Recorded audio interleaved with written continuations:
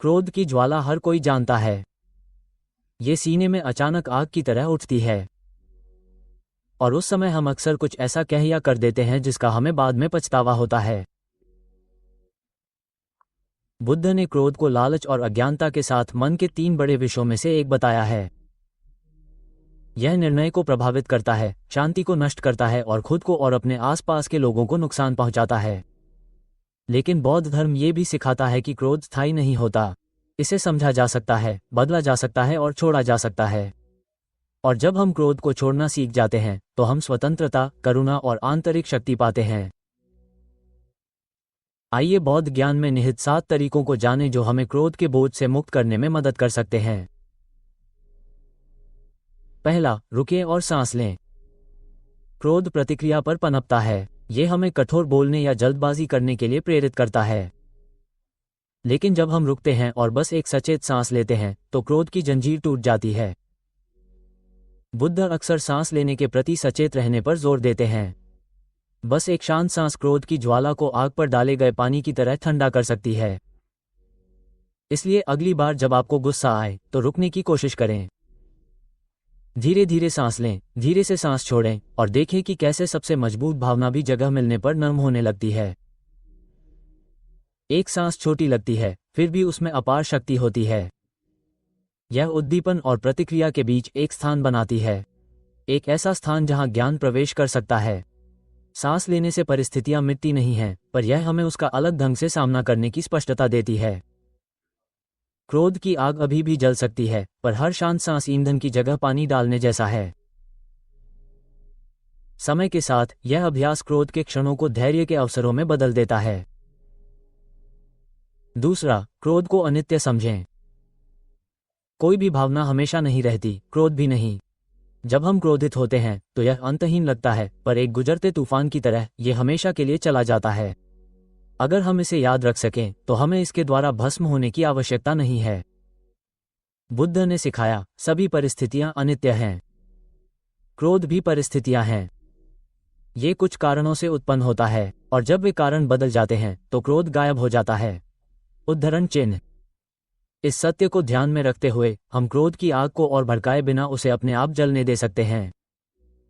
एक तूफानी आकाश के बारे में सोचें। शुरू में बादल भारी होते हैं और हवाएं भयंकर होती हैं, पर कोई भी तूफान हमेशा के लिए नहीं रहता। हमारी भावनाएं भी ऐसी ही होती हैं, कुछ समय के लिए प्रबल, पर हमेशा गतिशील, हमेशा बदलती रहती हैं। जब हम इसे स्थायित्व समझते हैं तो हम क्रोध को अपनी स्थायी पहचान के रूप में नहीं लेते हैं। हम इसे एक आगंतुक के रूप में देखते हैं, स्वामी के रूप में नहीं। और यह जानते हुए कि यह चला जाएगा, हमें अब इसका पालन करने की आवश्यकता नहीं है। 3, कारण और प्रभाव पर विचार करें। बुद्ध ने क्रोध की तुलना एक गर्म कोयले से की है जिसे दूसरे पर फेंकने के इरादे से पकड़ा जाता है। लेकिन इससे पहले कि वह आपके हाथ से छूटे, वो आपको जला चुका होता है। जब हम क्रोध में काम करते हैं तो हम सबसे पहले खुद को नुकसान पहुंचाते हैं। हमारी शांति, हमारा स्वास्थ्य, हमारी स्पष्टता। कठोर शब्द दूसरों को चोट पहुंचा सकते हैं, लेकिन कड़वाहट हमारे अपने दिल में सबसे गहराई तक रहती है। इस सत्य को याद करके हम देखते हैं कि क्रोध हमारी रक्षा नहीं करता है, ये केवल हमें दंडित करता है। और इस समझ में हम इसे जाने देना शुरू कर देते हैं। उस समय के बारे में सोचें जब क्रोध ने आपको बहुत जल्दी बोलने के लिए प्रेरित किया। हो सकता है कि शब्दों ने अस्थायी संतुष्टि दी हो, लेकिन पछतावा तुरंत बाद हो गया। कारण और प्रभाव हमें याद दिलाते हैं कि हम जो बोते हैं हम काटते हैं। अगर हम क्रोध बोते हैं तो हम संघर्ष काटते हैं। अगर हम धैर्य बोते हैं तो हम शांति काटते हैं। इस तरह परिणामों के बारे में जागरूकता एक ढाल बन जाती है जो हमें क्रोध के नुकसान से बचाती है। 4, करुणा का अभ्यास करें। क्रोध अक्सर तब आता है जब हम केवल इस बात पर ध्यान केंद्रित करते हैं कि हमें कितना दुख पहुंचा है। लेकिन बौद्ध धर्म हमें दूसरों के दुख को और गहराई से देखने के लिए आमंत्रित करता है। जब कोई क्रूरता या कठोरता से काम करता है तो अक्सर ऐसा इसलिए होता है क्योंकि वे अपने दर्द, अपनी अज्ञानता या अपने भ्रम में फंसे होते हैं। अपने दृष्टिकोण को बदलकर हम क्रोध को करुणा से बदल देते हैं। हम जानते हैं कि वे भी संघर्ष कर रहे हैं और नफरत से जवाब देने से दुनिया के दुख और बढ़ जाते हैं। करुणा दिल को कोमल बनाती है और उस कोमलता में क्रोध विलीन हो जाता है। क्रोध का सामना करुणा से करने के लिए साहस की आवश्यकता होती है, लेकिन ये साहस परिवर्तनकारी है। बुद्ध ने सिखाया कि घृणा कभी घृणा से नहीं बल्कि प्रेम से समाप्त होती है। जब हम किसी क्रोधित व्यक्ति को पीड़ित व्यक्ति के रूप में देखते हैं तो हमारा अपना क्रोध कम हो जाता है। करुणा हानिकारक व्यवहार को माफ नहीं करती है, लेकिन ये हमें कड़वाहट की जंजीरों से मुक्त करती है। ये हमें नफरत के बजाय प्यार से आने वाली ताकत के साथ समझदारी से जवाब देने की अनुमति देती है। 5. अहंकार को छोड़ दें। हमारा अधिकांश क्रोध अभिमान से उत्पन्न होता है। हम अपमानित या उपेक्षित महसूस करते हैं। लेकिन बुद्ध ने सिखाया कि जिस आत्मा की हम इतनी रक्षा करते हैं वह ठोस नहीं है, स्थायी नहीं है। यह एक छाया की तरह है जो दिखने में तो वास्तविक है लेकिन स्थायी नहीं है। जब हम अहंकार की पकड़ ढीली करते हैं तो क्रोध के कई कारण अपने आप गायब हो जाते हैं। हमें एहसास होता है कि बचाव के लिए कुछ भी स्थायी नहीं है, और जो कभी हमें उकसाता था वो अपनी ताकत खो देता है। अहंकार एक नाजुक मुखौटे की तरह है जिसे हम चमकाते और सुरक्षित रखते हैं। हर छोटी खरोंच एक गहरे घाव की तरह लगती है, लेकिन जब हम देखते हैं कि मुखौटा ही वह नहीं है जो हम हैं, तो अपमान अपनी तीक्ष्णता खो देते हैं। हम उन छोटी छोटी बातों पर हंसने लगते हैं जिन्हें हम कभी बहुत गंभीरता से लेते थे। अहंकार को छोड़ना कोई नुकसान नहीं है, ये हमारे वास्तविक अडिग स्वभाव की वापसी है। 6. मौन का प्रयोग करें। क्रोध अक्सर तुरंत अभिव्यक्ति की मांग करता है, लेकिन मौन एक शक्तिशाली अभ्यास है।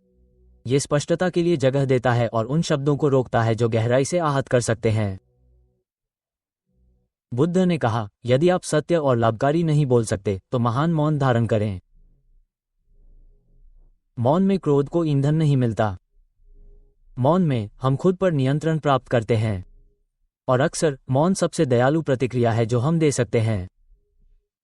मौन में बहुत बड़ी गरिमा है। प्रतिक्रिया के खिंचाव से ऊपर उठने का चुनाव है। जब दूसरे बदले में क्रोध की उम्मीद करते हैं तो मौन उन्हें निहत्था कर देता है।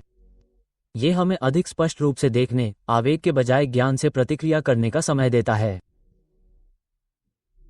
और कभी कभी मौन ही वो शिक्षा है जो दिखाती है कि शांति क्रोध से अधिक शक्तिशाली है। 7. क्रोध को समझ में बदलें। क्रोध को केवल एक दुश्मन के रूप में देखने के बजाय हम इसे एक शिक्षक के रूप में देख सकते हैं। ये हमारे बारे में क्या बताता है? हमारी अपेक्षाओं, हमारे लगावों, हमारे घावों के बारे में। जब हम क्रोध को जांच में बदलते हैं तो यह अपनी विनाशकारी शक्ति खो देता है। यह अंतर्दृष्टि बन जाता है जो हमें दिखाता है कि हमें कहां बढ़ने की आवश्यकता है। बुद्ध ने धैर्य को सर्वोच्च गुणों में से एक बताया। कठिनाई को सहन करना, बिना कार्य किए क्रोध को रोकना बल से बड़ी ताकत है। धैर्य, चिंतन और समझ के माध्यम से क्रोध ज्ञान बन जाता है। क्रोध की हर लपट कुछ गहरा प्रकट करती है। निष्पक्षता, सम्मान, प्रेम की इच्छा। बारीकी से देखने पर हम आग के पीछे छिपी मानवीय लालसा को देख सकते हैं। समझ क्रोध को एक दुश्मन से एक दूत में बदल देती है। हमें जलाने के बजाय यह विकास का मार्ग प्रशस्त करता है। इस तरह क्रोध, जो कभी विनाशकारी हुआ करता था, एक शिक्षक बन जाता है जो हमें करुणा और ज्ञान की ओर ले जाता है। क्रोध को छोड़ने के ये 7 तरीके हैं। रुकें और सांस लें। इसकी नश्वरता को देखें। कारण और प्रभाव पर विचार करें। करुणा का अभ्यास करें। अहंकार को छोड़ दें। मौन का चयन करें। और क्रोध को समझ में बदलें। क्रोध एक आग है, लेकिन यह एक ऐसी आग है जिसे हमें बढ़ावा देने की आवश्यकता नहीं है। ज्ञान और अभ्यास से हम इसे बुझने दे सकते हैं। क्रोध को छोड़ना कमजोरी नहीं है, ये सच्ची ताकत है। प्रतिक्रिया के बजाय शांति चुनने की ताकत। आप अपने दिल में वह ताकत पाएं और यह आपको स्वतंत्रता दिलाए। अगर इस चिंतन ने आपको शांति दी है तो मैं आपको मेरे साथ इस मार्ग पर चलने के लिए आमंत्रित करता हूं।